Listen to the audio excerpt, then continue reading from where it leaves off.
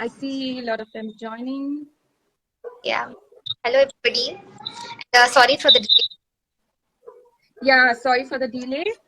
So, we're going to talk about tips to set up Montessori at home today.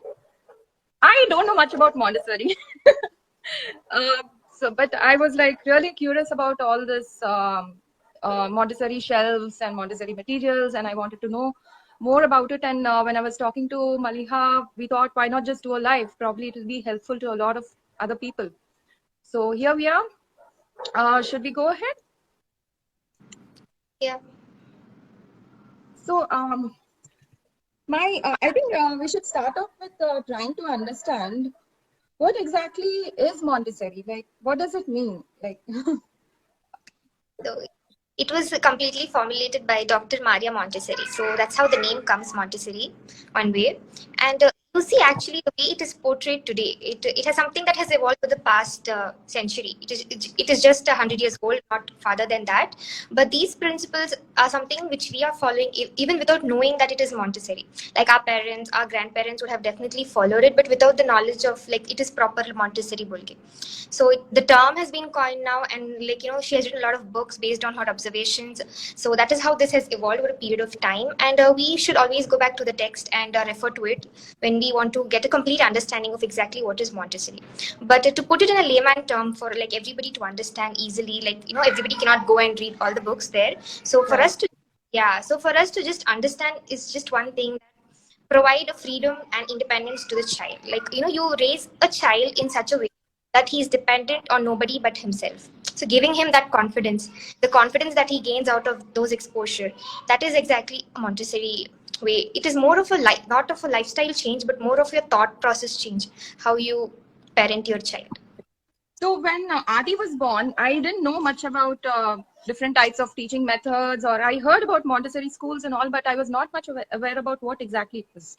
What I did was I made sure that whatever was accessible to him, be it cupboards at his level on the in the room, or be it tables or items that are lying out, I just made sure that everything was safe, and there was little or less scope for him to say, for us to say no whenever he touches something. Like, don't open that cupboard, don't touch the scissors. So though we try to avoid those kind of things. Now, I don't know if it exactly falls into the Montessori thought of process, but when you talk about Montessori at home, what do you mean by it? Like, are these some of the things that fall into it, or like what are the basic guidelines for us to start with?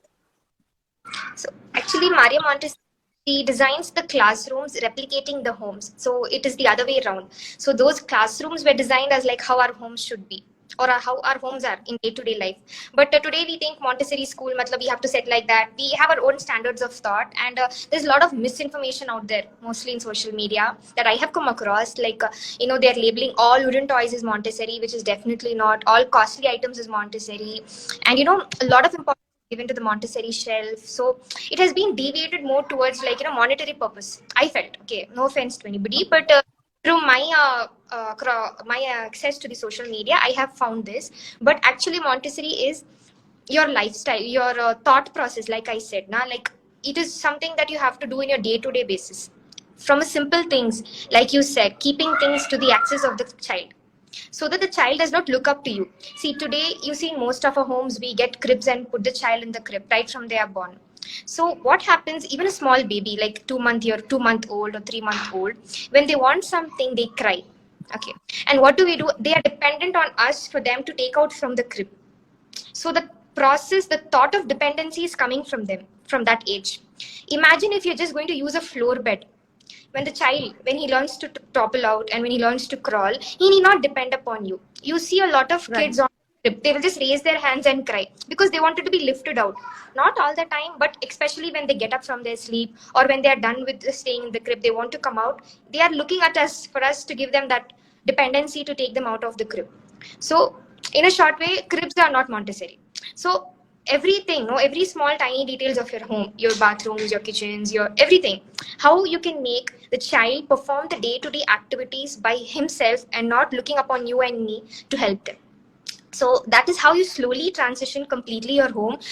Montessori shelves are one part of the system, not the entire system. Those shelves were basically designed for the classrooms to replicate your homes, the activities that you do in your home, the practical life skills, and anything basically like putting on your t-shirt or tying your shoelaces or able to pour water from a jug to a glass. So all these things are like your day-to-day activities, and these things are replicated in the shelves in the form of toys or miniature things that can get access to their hands, not big materials, small stuff. So shelves are like just one part. You have to stress on the entire home basically. Got it. So, while listening, something just like I recollected things like, when suppose if Adi is holding a big bottle and he says, I want water, I'll pour it in this glass. And suddenly his grandmom, my mom, she comes running and says, I'll pour it, water will fall out. So probably we should stop at that point and let him try it out instead of, worrying about the spilled water, because eventually I think he will figure it out, right? It's all error. Like you offer a small bottle. If you feel that he's not able to handle the bigger one, let him try with the small bottles. And even if he's doing with bigger bottles, no harm. Let him spill the water. Let him know that if he's not able to balance, thing is going to get spilled. Like, let him know the concept of cause and effect, the basic physics. He should know. And then next his mind will think, okay, I have spilled the water. What should I do next? So he himself is bringing upon the connections in his brain rather than we guiding them always. It is like Montessori is completely child-led. You just have to follow the child. Kids can do, amazing things. They can do wonders. Just we have to let them do it. So basically control our emotional thing to help him out by wiping the floor. Instead, you give him a cloth and ask him to wipe. Exactly. My mom, she's like, you're extracting work from a 3-year-old kid. I never asked you to work even at 25. You're making him things. As like, no, I'm just making him self-sufficient at the end of the day. Especially after painting activities, the full floor will be a mess, but I just don't get involved. I just see he just goes, takes out the cloth. We have a washcloth. He just wets it or sometimes brings a cup, pours the water, and he's like, this is rain. And the rain will wipe out the water. So they have their own imagination. And then he's coming and wiping. Then he goes and put it for drying. So it is a process, this takes like a lot of time for him to do. And if we have to do the cleanup, the mess, we will do it in minutes, like a couple of minutes, we'll just take it and finish it off and we are done with it. But what does the child learn from that whole phenomena? Nothing. Basically, he's just seeing you going. But where is he getting involved? Senses getting involved. Bringing their senses into play. That is Montessori. That is true learning. When Adi was small, I used to let him do the first level of cleaning. I used to clean it later. But that first level of cleaning, I used to let him do that. Now he's gotten so used to it that I don't have to clean after him because he really cleans it spick and span. So then you were talking about Montessori toys, saying that there are expensive toys or, a lot of people are claiming wooden toys or other kinds of toys saying that they are Montessori toys. Now, how do you know whether a toy is a Montessori toy or not? Yeah, actually, how do we differentiate it?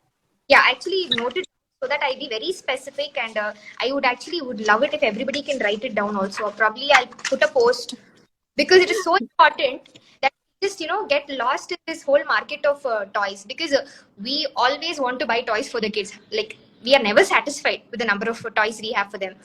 And what exactly is Montessori? Like, generally anything that is made up of natural material like wooden or metals, anything that is natural is more of a Montessori incline rather than going for plastic. And then here are a small that I would say: a toy that focuses on just one skill, not multitasking. We have a lot of this boxes wherein like one side you'll have a shape sorter, activity triangles actually. One side you'll have the shape sorters, the other side you'll have alphabet. So it is good because as parents we think we are spending on one toy. That toy is serving the purpose of complete activity for the child. But you see, from the child's perspective, they are very small and they lack concentration. And when they're going to play with this activity triangle, he might be busy trying to put in the shapes. And suddenly he himself will get distracted with the alphabets or distracted with the number plate. So all this distraction is something that we can avoid. And that is what we are aiming in Montessori. The child should not get distracted. He should just focus on one activity at a time. So before buying... So this kind of boxes. Yeah, these are actually good, provided they focus on just one activity. But we do have such toys in the Montessori classrooms, but they do not form the majority of the thing. Even I'm having activity triangles. It is for the later kids when the kid is able to have a proper attention span and they can actually shift from one toy to another. See, these toys are So marketed when is that? as they are of wooden frame. So at what age does that happen? The shift. See, I just have this toy. I got this toy because it is having beads. Okay, Ah, got but it. actually this is wooden and this is having beads. And after buying, I got this when my elder one was born, like, immediately after he was born sometime. And then I realized this is not Montessori Hmm. because the beads are of different color. True Montessori will focus on one color or a gradation of colors rather than having all these colors. You will not believe me if I tell you the rainbow stackers that we have are not Montessori. Though they are very pleasing, they're very inviting to the eye, they are not truly Montessori. Had it been a gradation of colors, those semicircle rainbows, had it been Right. of a color with a gradation, that is Montessori. So obviously we cannot turn completely Montessori, but we need to understand and make, proper choices when buying toys. But I don't rainbow stackers, they have like you set them according to the size, right? Don't they still fall under that, like size sorting? That's They what, see, come. that's the thing. See, they are focusing on many things. When the child sees, he can get distracted with the color. He can start telling out the color names. He can start playing. It is an open-ended toy which gives option to a lot Got of it. things. It is an open-ended toy. It is a very good toy, but you cannot classify as a Montessori toy. Montessori Like toy. there is scope of errors. There is still scope of error. Had it been shape sorting and gradation, then it would have been qualified 100%, is what you're saying. No, what I'm telling is Montessori toys will focus on just one skill. For Okay, example, got it. this is actually focusing on the skill. I am thinking it is going to just focus on the beading skill. My thought is that, okay, I thought like that and I would have bought the toy like that. But when the child sees this, he's going to even see the colors. He's going to get distracted by the colors. Though it is a very good toy for beading, you cannot classify this as like, classical Montessori. But we can have this in our home. We can have like, I'm telling we should not be very strict in Montessori. You can have it in a blend. You should know the difference. Like when you are going to buy a toy, you should know the difference so that you don't end up buying more of the toys that are not Montessori but are labeled Montessori. This is just to enlighten people to understand, basically. Okay. In classrooms, if you see in Montessori classrooms, the materials will be completely Montessori. Like we need not know a lot of questions in my story. People had asked, Montessori materials are very costly. How do we buy, or should we Right. buy all materials? So I will say no. If you're planning to send your kid to Montessori schools, then you definitely need not buy all of them. Montessori materials are definitely way costlier than the routine ones. Way costlier. If you're going to send them to a school, do not bring it all to your home also. You just try to bring your element of home touch, your culture. Try to include your culture items in your shelves. Try to include your thought in your process. You need not replicate whatever you see. Even on the gram, we see a lot of things. Even on Pinterest, we see a lot of things, and we get allured to go buy. So I'm just telling, just follow your home, follow your own household, your own traditions. Set Montessori according to your culture, not what you're seeing on Instagram. Okay. Because Can you what give I an like. example? Can you give an example when you're saying our home, our culture, and our tradition, we can do something Montessori based on that? Can you think of any example to help us? It is like it was home to home, like I told. Now it is, we cannot characterize, because when you see on Pinterest, a lot of it will be the European homes. Mm. They will have a different kind of atmosphere and different kind of everything will be different. Their toys that they get will be different, and the way they're brought up will be different. And what we see, we like those toys, they'll be very nice and we'll want to bring in all of it. But some of things they will not go with our culture. For example, not go in sense like simple activity like drying clothes. How do we dry clothes? We have a rope. We We have, just put generally we have a rope and we use clothespins and we just pins and yeah. but if you see in other European homes, not all of them have ropes. They have something like a dryer rack and they just pull it up, it goes on top. They use hangers. So I'm just telling tiny things. The food that we cook in your home and our homes will be different. So the materials the utensils that we use. You see, most of this baking is classified as a lot of a Montessori activity, because I felt, because European homes mostly, like, they'll do a lot of baking. Whereas Indian homes, we don't bake that much. Now, recently, we have started baking. Even one generation back, our parents, how many cakes have they? But we bake. I actually bake once a month or something, but our generation, they bake a lot. We do a lot.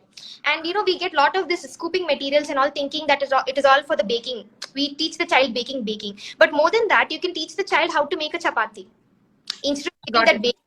So those tiny things, what you are doing personally in your home, your family traditions, everything what we are doing, how we can just include it for the child.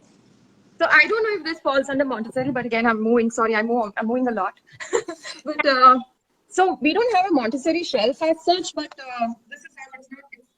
It's, I think the set is Clear. this is how like, this is a space. These are the puzzles which we can access, and then some loose toys. So basically, we don't have a set, a proper shelf as such, but we have an open shelf, and we're just using it in his room with a curtain with all the toys. So in the night, once he's done, we just close the curtain, saying that okay, the playtime is over now. You need to calm down. And daytime, we just keep it open for him to access. So I really don't know if this falls under Montessori, but the idea is for him to be able to decide what he wants to play with and put it back. That is the thing. The concept of Montessori shelf is you lay down the toys and the activities in such a way that they are inviting to the child for them to sit and play, and you keep it in open. You do not put boxes. We never use boxes in Montessori shelves. We always use baskets because it is open and the child can visualize. Even a building block, if you're just going to put it on this and keep it on the shelf, the child can see. And you should not have big those. You have those big bins now, those boxes, cuboidal boxes, not those. You should have very shallow baskets. For Legos, we use that. For Legos. So, but now he's big enough to handle them. It's a trolley box, so he can pull it and move it around in the house. Big enough for them to not get frustrated. Like he would want to pick up, suppose there are like 6-7 colors of block and he wants to take an yellow color block. He would have thought to take the yellow color block, but seeing so many other toys, he will get distracted. So you have to nullify the distraction as much as possible.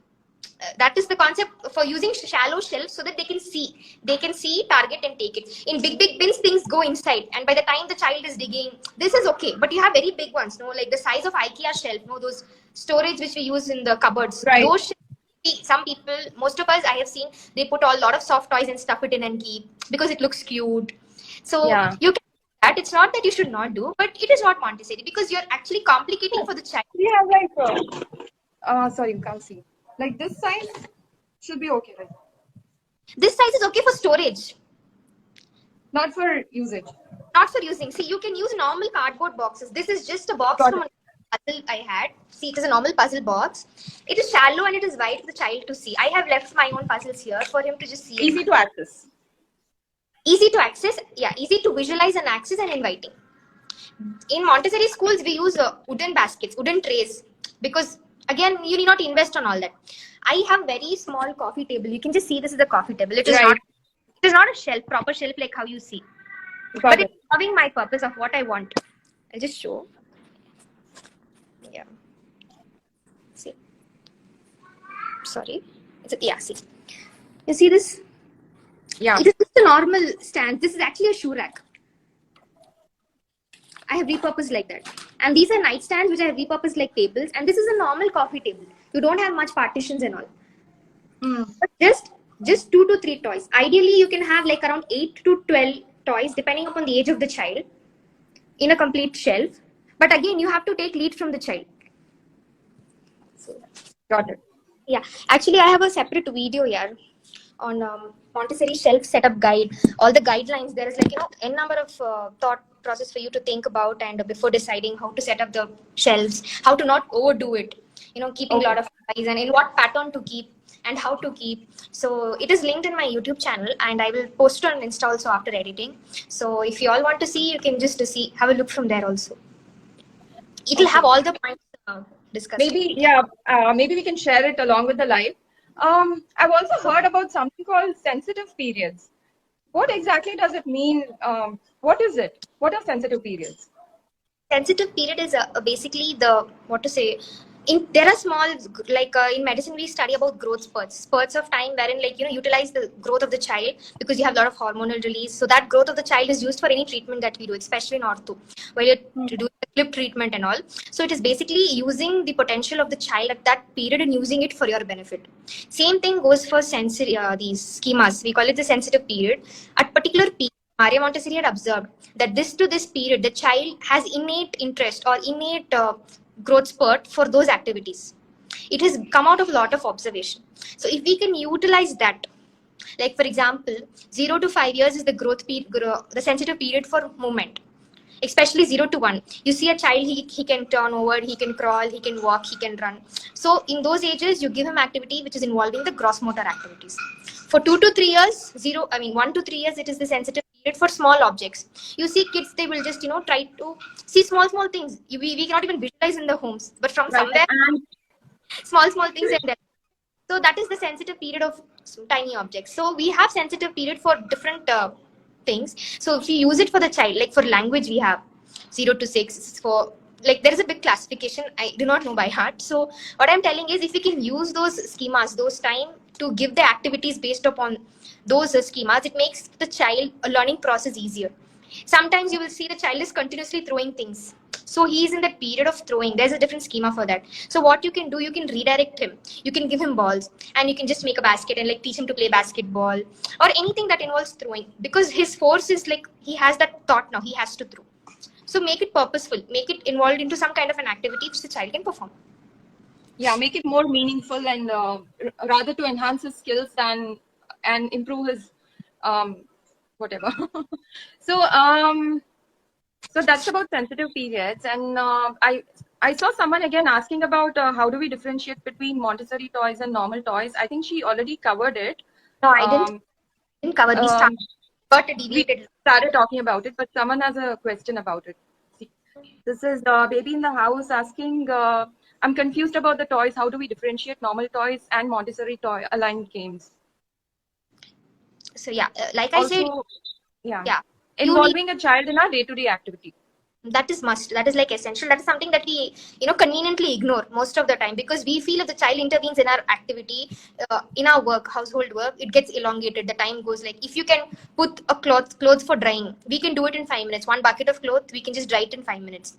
But if you sit with your child and he does it with you, it will be like a 15-20 minute work. We feel frustrated. Why should we do something for such a long time rather than 5 minutes? So we just tend to do it. But what we are doing is we are depriving the child of something that he can do, and the joy and satisfaction that he gains at the completion of his task, we are depriving him of that. And we are showing him or teaching him that household activities are actually done only for the elders and not for the kids. When we respect the child and treat him as an adult and give him exactly what he has to do depending upon his age, what he can do, give him them freedom. Freedom within limits. That is the phrase that we have to remember. Freedom within limits. So when we give them that freedom, observe it. So even half an hour of the time is going to, beautifully be utilized in just taking out the cloth and, just doing and putting back and trying to hold those clothes pin and put the pins. The fine motor, the fingers are involved for him to orient when the clothes are, if it gets clumped together. So it is a very simple thing for us. Like it is nothing. Putting a towel to dry is nothing for us. But for a child, it gives him so much of exposure to a lot of activity. So when we involve, it becomes easier for them. Yeah, I think it builds a lot of trust and responsibility in them. At the same time, I think it is a very good exercise for us to learn how to be patient and not focus on perfection, rather than, see how he's learning a new skill, right? Exactly. Yeah. So let's take up more questions. Why is that fragile things like glass is used in Montessori? Like in pouring activity, we see glass material. Our journey of happiness is asking. Yeah, so, we most of the time, I think in our childhood, we would have never been offered glassware, ceramic. Yeah. Were you offered? No. Were you offered? Ceramic? No. In fact, nothing of glass was put around because Mom would never let us touch anything. She would run and tell us, take a steel glass or something like that. So because we could break it, right? Yeah. Yeah, we can break it. And what is the harm in breaking it? Is my question. So we could get hurt. So the fear of breaking it is one thing more than the fear of getting hurt. Maybe that's the reason why they don't offer us anything in glass.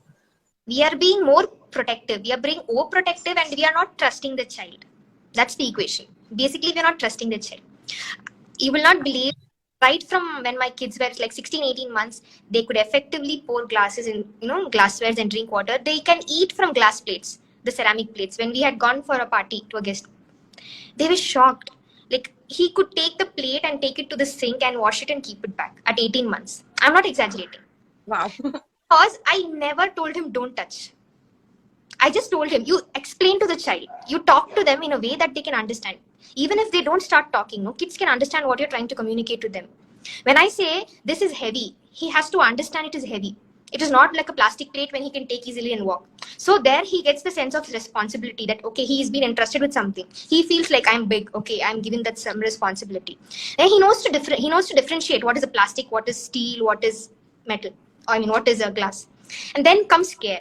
Empathy towards things, empathy towards surroundings. When he knows he's breaking it, and even if he gets hurt, he knows that if this happens again, he can hurt. Don't give very heavy that he cannot carry a 2-year-old. Not like big dishes. Small plate, like the cup and saucer for tea. Those small things, if you give, small for him to take, so he will know that he can take it. So it goes by trial and error. You be there. You always be there, but don't overhelp. Don't step to help. You help them to an extent so that they can help themselves. This was one sentence when a child had told Maria Montessori in one of her observations, like they were trying to blow the nose. I mean, the kids were trying to blow, the one particular child was trying to blow the nose, and they were getting very frustrated not being able to do. So she went and taught them, and they were like, just teach them. The child had told her, help me to help myself. Like, just teach them that they can help. Rather than you go and wiping their nose, teach them so that they can wipe by themselves. Just teach them to that extent from where they can take it forward. One thing, we need to trust the child, have respect and empathy, all this gets shadowed by our overprotection. We are extremely, like, we have been brought up in overprotective homes, overprotective atmosphere, and we are doing the same for our kids. At some point of time, I feel we have to take that leap. Just stand behind and observe. When you observe the child, they will lead us so beautifully. They are like awesome. Like, I was very much in awe when I just saw how my kids were, like, I could have never imagined. Rohini, even at this age, I struggle to tuck my bed covers because I have never tucked in my bed sheets till my marriage. Before that, I had never tucked in my bed sheets. And even today, I will be like, kuch, something. My 3-year-old kid can effectively tuck in the borders because I let him do. Even though and you should never correct it in front of the child. Even if they mess up anything, we do not correct it immediately. But after they go, you can settle things. When you correct immediately, the child gets a sense of inferiority, like, probably I didn't do well, I didn't do good. Or they might get demotivated of not trying it again. So can we ask them to do it again? Like, then it'll be like pinpoint. Like, say, oh, that's a wonderful job, but I see a little more there. Can you also tuck that in? It'll look even better. It all comes to your phrasing. How do you phrase it? You have done it so beautifully, but this corner alone looks a little shabby. Can you help me? You always ask help from the child. That sentence, if you use, it works wonders, because the child feels he's supreme. He feels he's respected. He's the hero of the place. So you just So I shoot a lot of these videos with Adi, right? So some of them, sometimes when he's not in the mood, I tell him, Mama needs to do this experiment, and she can't do it alone. Mama really needs your help. Can you come and help me? And he's like, don't worry, Mama, I'll help you. And he just comes and sits, and he feels like very responsible suddenly. Like, they feel like they're the king now in that scene. When you look at them, they are like fully charged, and they just want to do it, and they want to give their best. The joy that you see on their faces once they finish that, that is worth watching. That's what I say. More than did I do it well? That is like, more than anything for me. The joy of they can do it by themselves, that accomplishment, that satisfaction, that means everything. More than whether they are playing or not playing effectively, or whether everybody's like criticizing of how I am bringing them up and like, you're not doing this, we did like that, our generation was this, that. Okay, fine. But when I see them, that happiness, that satisfaction, then it beats out all the negative vibes that I've had. Yeah. So I think quickly brush through comments. Or even if you're not able to answer, we'll just make a note of it, because it is a wide topic. I think I wanted to discuss about how to set up shelves and how to talk about every room aspects, but I think it's almost an hour, right? Like, since we joined, and we are talking because very vast, actually. It is very vast. I would just like to say, but if you are very much interested, everybody who is watching this live, if you're very much interested, I have a YouTube channel wherein I'm posting videos on how to change your home into an Indian Montessori setup. Like, each part of the house, like your kitchen, how you can transform, your bedrooms, how you can transform. For everything, I have separate videos put up, so you can just watch there. And guys, if you have any doubts, I'll be posting this video on the grid, and you can ask those questions there. And if Rohini allows, we can even plan another live together and discuss in more detail also. Would love to. There's one question related to shelves here from My Material Life. Keeping toys in open shelves means kids pull it down and probably not play with either of them. Isn't the setup distracting them from playing with one toy? Probably in my experience, because I keep open shelf here, Initially, it was a little overwhelming, but then we explained it to Adi, saying that he can pick one toy, play with it, and put it back, and then pick the next toy. I think it takes time, but over time, it really worked wonders. Like one, he's deciding what to, like he's trying to choose which is that one toy. I think that itself is one step ahead for him. Like picking a toy, which one? So your But no, turn.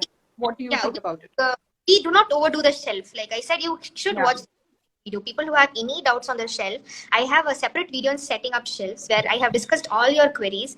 It will be overwhelming for the child. But like I said, you just keep 8 to 12 activities for 2-year-old. You don't overdo it. And it will be targeting towards their, like I said, you have sensitive periods. That sensitive period, what the child is undergoing, keep activities pertaining to that. Things that he's interested. You see a particular basket he's not touching for 2-3 days, try to change it.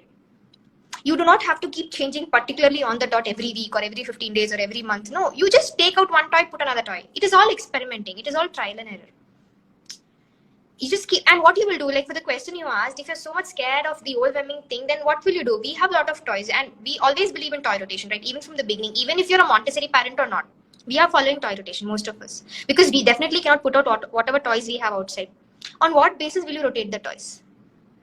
And even if you keep all the toys, a child will obviously get distracted which one to pick. But like you said, over a period of time, like they will understand, they will realize, no, this is good, I can play with this for some time.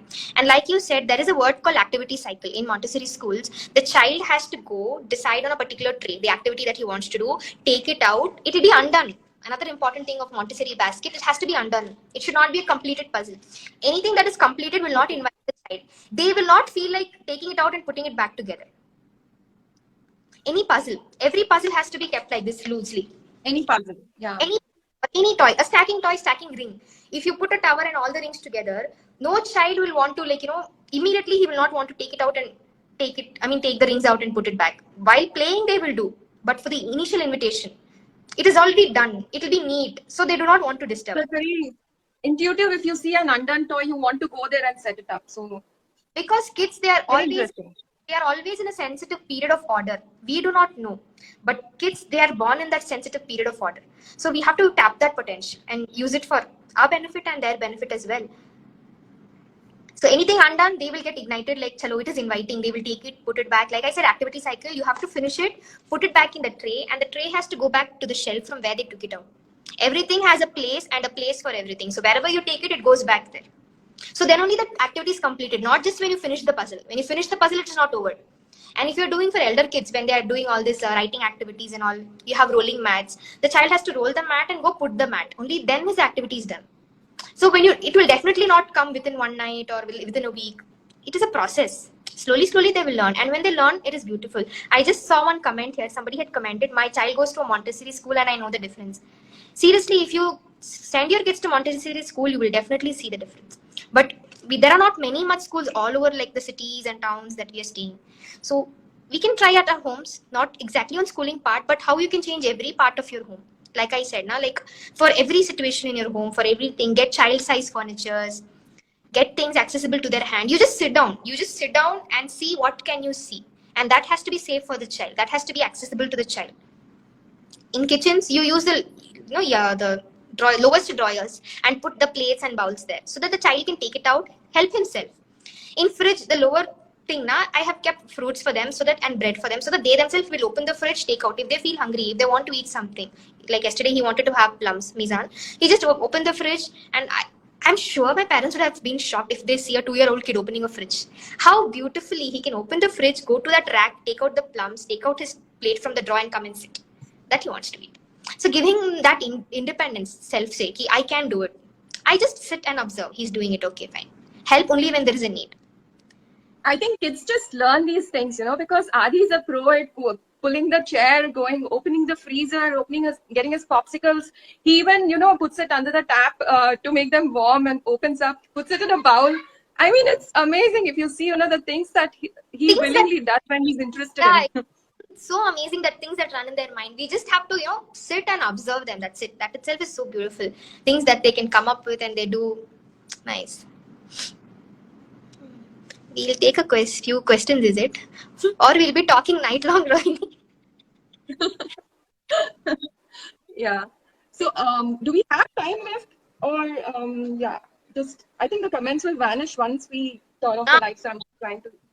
actually, just now my husband has taken my kids out, so I can answer. If you're busy, then okay, no problem. I'll No, no, try to. I'm good. But I Ah, think the light can go on till 1 hour. oh, that's it. Acha. We cannot Not extend. sure. Ah, okay, okay. I don't know. I have not done so long. I just try to restrict it half an hour most of the times.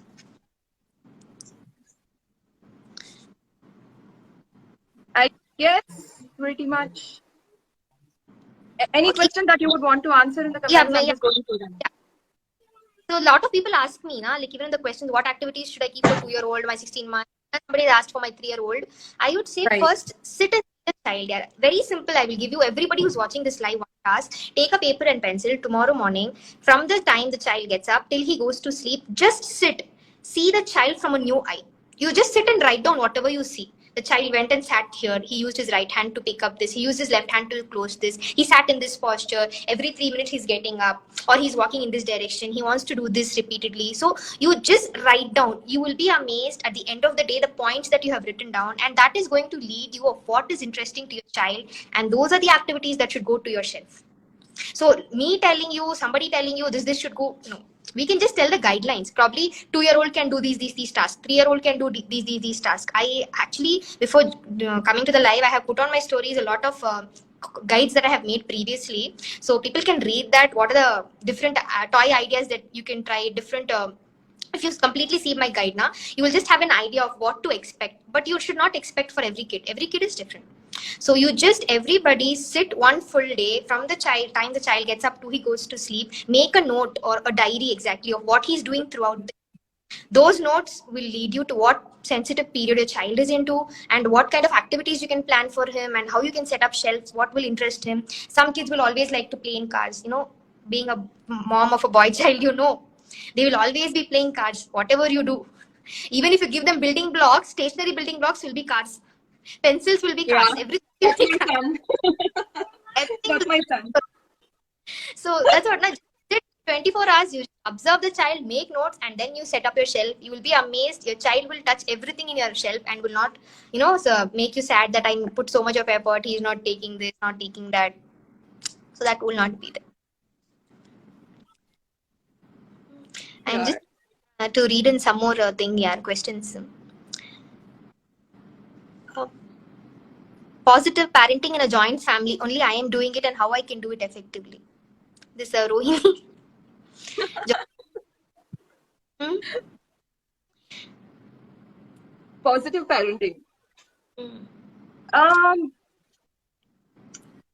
in a joint family, it is tough. Like I just tell my parents that you've done what you had to do with me. I think it's my turn. I should have the freedom to do it.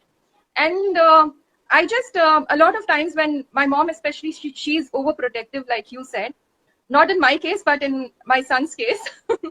So I grew up fine. I'm doing pretty well. But my son, when it comes to the grandchildren, somehow they become They, super protective.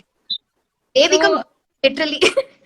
yeah. So it's nothing. You just have to try to talk to them and explain them why you're doing this. And most of the times they understand. It doesn't happen overnight because it's very inbuilt. Okay? They are protective by nature, so it doesn't happen overnight. But you have to keep emphasizing it again and again and reason it out why you're doing it. I'm sure the change will happen. If not, it's just for few days. No, I mean in joint family it is not. But when I visit, it's for few days, so I just let it go. But even in those few days, I do make sure to explain them why I'm doing this and not to interfere. A simple example like could be grandparents giving chocolates. This is not got nothing to do with Montessori, but it's a classic example. Like they never used to give chocolates to us, but when it comes to grandchildren, they offer it. What do? We tell them it's not good for the health. It's I even use the term like you're poisoning my kids. When Talking is yeah, the way that does not escape us from the situation in joint families. We have to talk yeah, it. Just ask them, it's tough. You have to talk. yeah, did you do it for me? Did you pamper me so much? Why are you doing for him? You're spoiling him. They know they're spoiling, but still they will continue spoiling. Yeah, Like, if you see older kids and all, like even if they know to wear their shoes and slippers by themselves, grandparents will want to put it up, want to dress them up. yeah. Let me But help you come. It's a they want common thing that we do. involved with the child. The thing is, there's like, they want to be involved with the baby, basically. So, but kids, they're smart. They're very smart. And So they will. one tactic that that worked out for me is I can't convince too much. I don't have much control over over my parents or in-laws, but I have control over Adi. So I train him instead. I tell him that you're capable enough to wear your shoes. You don't need help of others. So when others offer help, tell them that you would want to do it by yourself, and that actually works. When his grandparents come and say that let me help you, he says no, see, I can do it myself, and he does it. And then he asked them to clap. So I think things like this you could try. We can try. It is what is working for each one of us, actually. We can try different things, but basically talking to them and explaining to them if they're new to Montessori, telling them why we are doing it and the benefits of Montessori. And if they see the kid itself, they will definitely understand. Like if we are training them in a Montessori thought process, not talking about Montessori schools, that is different. Like you yourself have become Montessori in your thought process, and those kids will be different from the other kids. And when grandparents see, they have seen so many kids, and when they're going to see a kid different, they will definitely appreciate your upbringing. It is just a period of time. They will learn and will go. Then somebody is asked, I try to follow all this and all of a sudden I get frustrated. Can I start fresh? Like I will let them do what they do. Like, can I know led by the child on baby's focus? Yeah. So Montessori is completely following the child. There is this Montessori triangle, okay, where like it is like observe, follow, and prepared environment. So you observe the child, like I told, take a book and just note down 24 hours what your child is doing. You observe the full activity and follow the lead from him. Because there are sensitive periods. So those periods he's doing, take lead from him and set your environment. The environment should be child friendly, child oriented and parent oriented.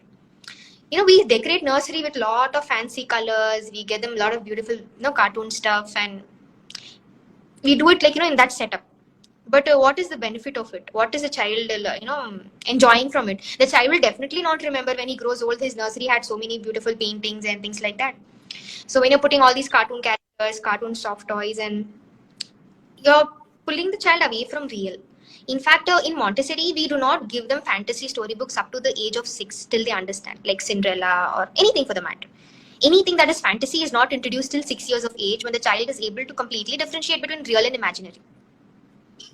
So you try to keep as real as possible and to their vision. If you want to keep paintings, keep it on their height. Can you believe if you can keep a wall clock on the level of the child, they can learn timings very easily compared to having it hung on top. All of us, like we just show on top, and the child has to look up, and these are very tiny. These are very tiny things, but these are the things that play an important role. If you have a small wall clock, just nailed or hammered like on the level of his head or little above, that he can see daily, he will get interested to find out what is that. When it is above his reach, he will not want to. Like, if we want to hide anything from the kid, we're just hiding it on top of the shelves for him not to see. It is just the same. It is just the reverse of it. When you want him to learn something, observe something, keep it in the level of his eye. It happens very naturally in that case, right? Like naturally it happens. You do not have to put any effort. He himself will come back after 2 days and ask you, what is this? I want to learn. Why like this? So they will start questioning you rather than you taking a clock and sitting with them and like you are making some activity for them, putting charts, time ka chart, time ka activity binder. Okay, you can do all that, but you're putting effort. Just taking a wall clock and putting it on a level of the child is just going to inherently build interest for the child. So that is how you transition the house, little by little, areas by areas, so that it comes inherently and not like without any effort from both the ends. And they are also interested, and we are also like, okay, the child is coming. If the child asks us, we'll be over enthusiastically explaining them, and we'll be more than happy to. We'll be shocked, no? Like when they're coming and asking, tell me this, like, okay, you'll be happy. Yeah. So another interesting question here, Anusha Tumala. My son goes to a good Montessori school, now online though. I feel the teachers are a bit strict in making the kid follow certain principles. Is this okay? I feel it's fine to follow guidelines, but pushing the kid to follow, is it Montessori?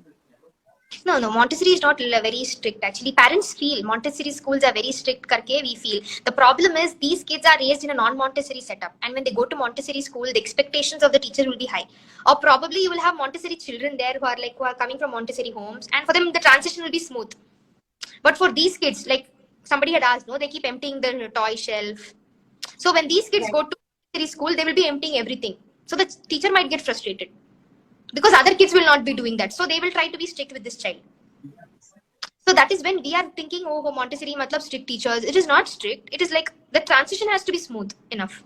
But you have to see when you're going choosing a Montessori school whether the teachers are actually properly AMI trained 0 to 3. There are a lot of courses, yeah, 0 to 3, 3 to 6, 6 to 12. They should be certified and they should have so many hours of observation. Montessori teachers is the main task for them is observation. They have to observe kids and make notes of them. So that is when they will develop patience. So we have to talk to the teacher before enrolling the kid to the school, to the Montessori school. Now, Vaishali had put up a post, I think, how to choose schools, and that she had written, I think, now a lot of points, and I will actually share it again here on my story today, so that y'all can go read before choosing schools what you should do. If there's a possibility, try talk to the teachers, see their values. She has written very beautifully, so we can revisit those points. There is one more thing. My daughter is 21 months, very active. I want to include Montessori at home, but very difficult in a joint family. How do I start and spend more time with her, even with the baby in hand? So we all have to see what works best for a home. Me sitting here and guiding without knowing what exactly is the situation in your home is not going to yield any benefit. You first see what is your interest. If you're so much inclined on Montessori, like I said, do not concentrate on the shelves. Montessori shelves are just one part of the entire Montessori setup. You just change your house little by little. Let the family observe the changes in the child. Then slowly they will pick up. So it is a slow process, and you can do it even with 2 kids, no harm. There are a lot of parents who are doing with multiple kids. So it is just your effort. You just start slow and don't do everything all of a sudden together, which will become very difficult for you also as a parent. Just go slow and do. Then it will come in time. Maybe start following the child for a day and see, like, suppose if he is going to a shelf and if there is something that you feel like this is something I should stop him from, you should remove that particular thing from there and make sure that, it's safe, it's accessible, and it's okay for him to reach out there. So maybe just do it step by step, follow him for a day or two and see what he does, where he goes, and make those areas safe. And I think eventually everything will fall in place. It's I think a lot of common sense, I feel, when it comes to setting up things in Montessori, my understanding from what you spoke. So yeah, one step at a time will be there. Okay, there's one more question. Yeah, she's asked, I have this confusion since a long time. Like whenever we introduce a new game to a child, should we show them how to play with it at first or let them explore right from scratch? Actually, every activity that you introduce, you need to show to the child first. You let them explore after that. Any puzzle or anything. And when you're showing to the child, you do not talk. You just have to do the action. Because when you talk, the child is going to see your lips. His attention, he will get distracted. So imagine it's a pouring activity, water pouring activity. You just take a tray, keep it, and the way you're holding the mug and how you're holding the glass, or when you're using a funnel to put water, when you're doing such activities, you just let your hand demonstrate. The child has to just see the hands and do. So you definitely have to show them once, and after that you keep it in a way that they can do it with ease. So that's how I would answer that question. Very interesting. That again reminds me of your point where you said one thing at a time. So don't talk, just do it, and let their full attention be on what you're doing instead of listening or other things. Because we are not born multitaskers. Yeah, even we as adults, we multitask, but we are not born for multitasking. That actually drops on our attention spans in so many ways. We feel that we have accomplished a lot. I myself multitask, but it is not good for our mental health. Overall, it is not good, but it has become a way of lifestyle for us. And for kids, it's even more difficult. So that's why I said about the activity triangles and all. Now, it has a lot of activities, and the child is getting next. Distracted, overwhelmed. Yeah, it becomes overwhelming for the child. So basically, any more details? I'll actually try to put up here like points to look out for a Montessori toy. I'll try to put a post this weekend because a lot of questions have been asked how to differentiate between the toys. Details. There are times when I get really frustrated and angry and I don't have an option of leaving her alone since we stay nuclear. Anything that I can do to calm down? What? Yeah, what? There are times when I get really frustrated and angry and I don't have an option of leaving her alone since we stay in a nuclear setup. Anything that I can do to calm down? No, first you have to see what is initiating that tantrum or that anger in the child. First, try to assess that. Is it because of some emotional disturbance that is not effective? And you should be completely balanced for handling a very calm kid. If you yourself are frustrated, then it is not right, because we'll have a burst of emotions. We might yell at the child, or like on that spur of the moment we might hit the child. So first we should assess ourselves where it is lagging on our part, assess on their part where it is, what is happening, why there is a difference in communication, what is the problem with the child. See I that think she's first. talking about at a point where she cannot handle it anymore and she needs to calm down.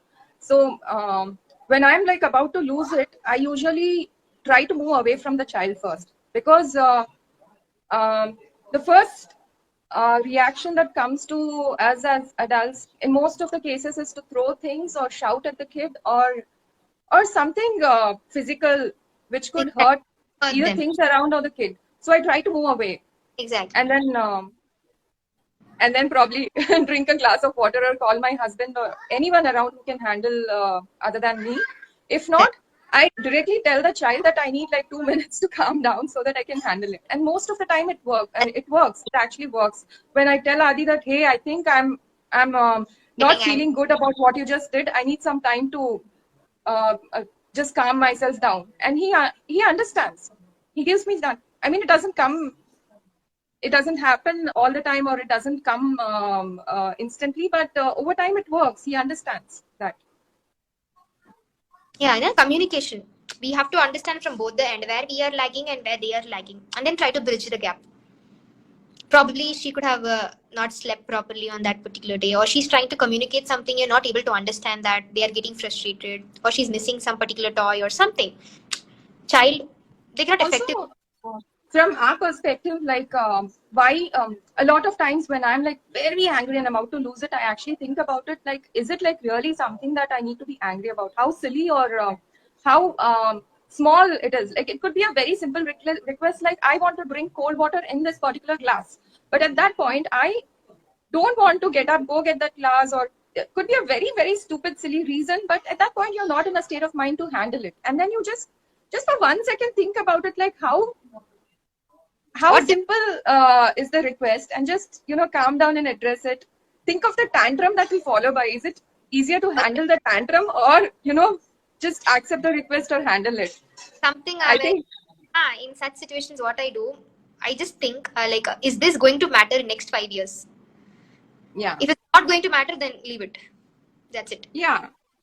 So for our peace of mind, we need to let go of things. I have learned. Yeah. Is it worth it or not? It is worth. Is it worth it? All the frustration and all the anger, is it really worth it at that point, or can we just address it with a simple smile and just handling the thing? What here? Today, this is Sneha Karthik. Yes, today saw my son getting a snack box and eating by himself. I was so overwhelmed. Little joys. Very nice now. So there is this person, she's asking, especially with the kitchen activities, it's very difficult to explain why you're allowing them to do, especially since I have boys. What is she meaning by explaining to the child or to the family members? I don't know. And if people are going to comment at you telling that he's a boy, why are you making him do something like cooking? Then you just talk back. Probably that cooking is a basic life skill. You need to eat to survive. Whether you're a boy or a girl, you need to eat to live life here, even for one day. You cannot go hungry. So you can tell that it is easier said than done. So it is like how effective or creatively you can talk back that matters, I think, if it is about with the family. Yeah, probably. Have you been questioned? The kid is enjoying it. Let him just enjoy it. Why? What is wrong in that? It's like anything else. He's learning, so it's okay. No, one day I had put up a story. Okay, my elder kid, he was around 3.2 that time. He was cutting lady's finger, and I had put it on Insta story. My mom immediately called me like in half an hour or something when she saw, and she's like, "You never cut lady's finger. I have never seen you cut. Probably after marriage or like after settling, you would have done. I never saw from my eyes, and I'm seeing my grandson doing that. What is going on?" I like he enjoys. That's what I told him. He likes to help me. I just said, no, you just cannot give big knives. You need to give child-friendly knives, and that has not happened overnight. We started with cutting bananas, cutting tomatoes. So it is a gradation. Coming to lady's finger is not overnight. Yeah. Probably over point you get comfortable and confident that the child knows how to use it safely, and that is the point when you still be around, but let him do it. You be around, but you let them do it. Yeah. You don't stop them. You be around. You don't stop them. That is it. Give them freedom with limits. Somebody's told my in-laws are yelling and scolding. I don't want that and I can't talk back. Rohini can answer. No, my in-laws are actually very nice. Very understanding, but situations like this, you don't do everything that you want to do. You balance it out, basically. I feel it. Like some things which you think you can let go, just let go. Some things which they are comfortable with and you can still implement, do it, because it could be a big change for them as well. If you're especially living with them, it might not be easy to, I mean, you should try to understand from their perspective too. I know where you're coming from. You want to give your best for your child, but at the same time, you want him to grow in a happy environment. So just figure out and see the things, focus on the things that you can do, and leave the things that are probably triggering emotions in your grandparents. And yeah, just figure out and balance it out. Make sure that the environment is happy and friendly. I think that's the most important thing that matters, rather than, whether you're following a certain thing or not. Right. We should be at peace, then only we can parent in peacefully. Right. We will see at the end of the day, might be taking out the frustration on the child or on the spouse. So right. We need to be peaceful and just take one day at a time here. That's what I do. I'm staying alone. I'm staying abroad. I'm staying alone with two boys. You know how overwhelming it can become. I just focus on one day at a time. Just today, am I able to survive without any major setbacks? So just go slow, and each of us, we are having different problems in life. So once we figure it out and try to minimize the effects of it, then we can do it. Just have the confidence in you and don't lose temper. It is easy said, but just try to be try to be in a peaceful state of mind, or things that can give you joy. Because when we enter into parenting, all our hobbies will have taken a back seat, our meeting with friends, and everything goes back. Speaking with your cousins, those late night talks, all things takes a back seat. So we don't have a spot for us to outlet for anything. So all those emotions build up, and when then we are being taunted about our parenting or anything, like the food that we feed the child, or because there are 1,001 questions you can point out at a mother.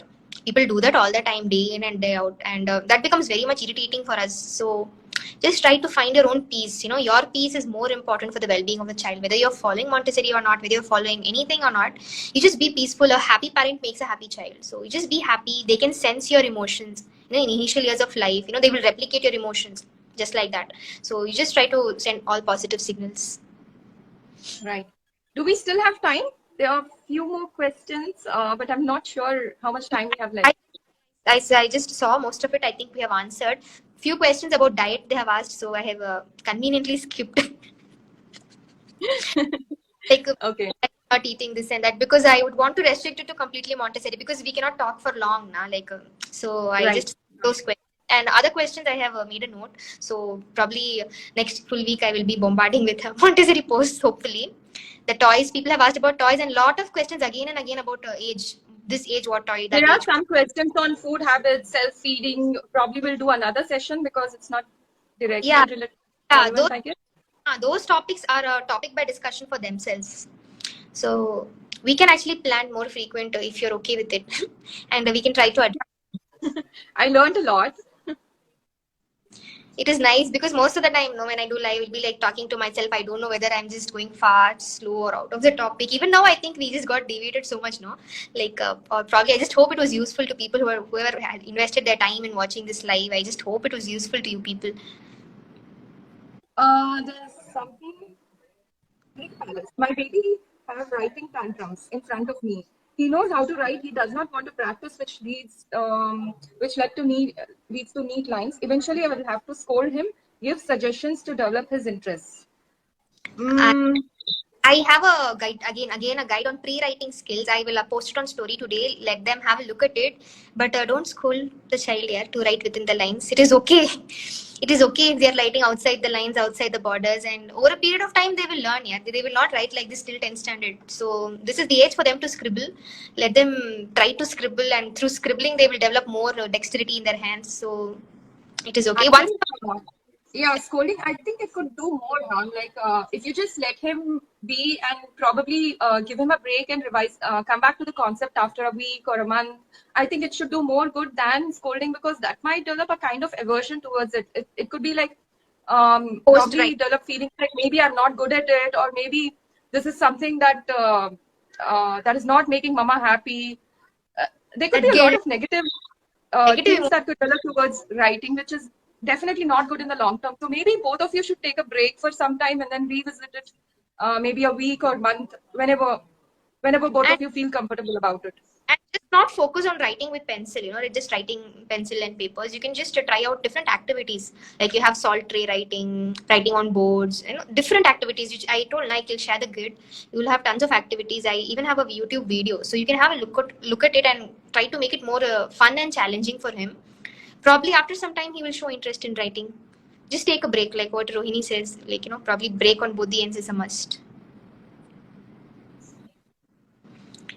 I guess we covered most of them. Hmm. Yeah, somebody has told the best and informative live ever. Thank you. I've never done anything like this actually. And I thoroughly enjoyed it. I learned so much from this session. I thoroughly enjoyed talking to you. It was so nice. It's like long lost friend. We've been chit chatting. It's like that. I feel so nice. Yeah, you won't believe this is the first time we are sitting face to face like this and talking to each other. But if you leave us next 2-3 hours also, we can talk. No, Rohini? Yeah, I think Not only one. ITV has like a one Not element. generally, I'm telling. Yeah. uh, I would love to do more sessions. Let's see how this goes. If you have any more questions, I think please feel free to drop in comments. Maliha will try to address them, and I will try to answer if I can help in any way. And I think she will put out links to all the relevant posts that she has done before. I think some YouTube links, and I think you have some posts that you were talking about. Post live, I think once we share this, we will drop in. Even I will share on my stories so that you can refer to them.